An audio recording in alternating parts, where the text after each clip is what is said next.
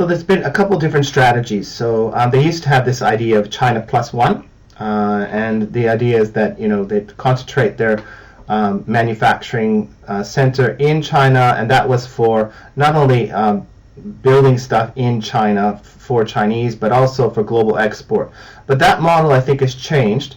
So now we see a growing production network in Southeast Asia and India, where India is the biggest recipient of Japanese overseas development aid for the past 20 years.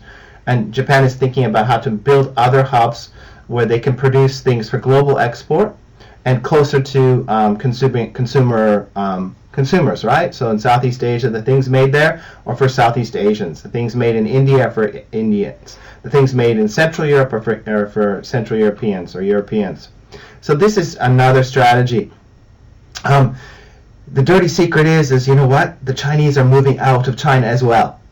So you may want to run away from China, but you're going to run back into China because the Chinese businesses as well are facing a lot of the same pressures. Increased costs, more government oversight, domestic laws being adopted in China, such as national intelligence law, cybersecurity law, and a suite of national security laws since the 2020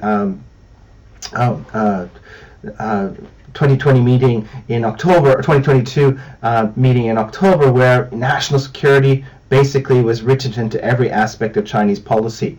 So even Chinese businesses are leaving China because it's become less attractive.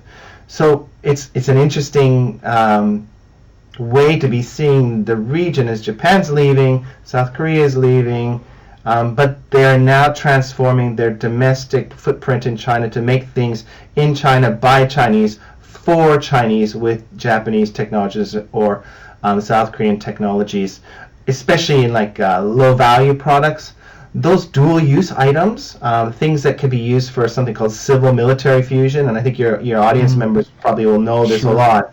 Those are being now brought back to Japan or moved to what they call friendshoring, right? Going to places that are much more reliable in terms of the partners. So semiconductors is a good example of this, but other technologies that can be used to, modernize the PLA are being removed from the Chinese market because, again, there's great concerns of, what is the trajectory of the modernization process of the People's Liberation Army and how this will be deployed in the region.